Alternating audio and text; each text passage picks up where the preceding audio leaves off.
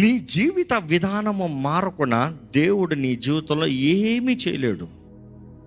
ఈరోజు చాలామంది చెప్పేదంట, నేను దేవుని నమ్ముతున్నాను, నా జీవితం ఎందుకు ఇలా ఉంది, నేను దేవుని నమ్ముతున్నాను, నా జీవితం ఎందుకు ఈ నాశనము, నేను దేవుని నమ్ముతున్నాను, నాకు ఎందుకు ఈ కష్టము, నేను దేవుని నమ్ముతున్నాను, నాకు ఎందుకు ఈ నష్టము, నేను దేవుని నమ్ముతున్నాను, నాకు ఎందుకు ఈ సమస్యలు, నాకు ఎందుకు ఈ ఓటము, నాకు ఎందుకు ఎలాంటి భర్త, నాకు ఎందుకు ఎలాంటి భార్య, నాకు ఎందుకు ఎలాంటి పిల్లలు, వీరెందుకు ఇలా చేశారు. కొంతమంది వచ్చి నా దగ్గర వాదిస్తారు, వాళ్ళు ఎందుకు నాకు అలా చేయాలి. ఎందుకు చేయాలి చెప్పండి? ప్రతి వానికి దేవుడు నిర్ణయించుకో అని అవకాశం ఇచ్చాడు.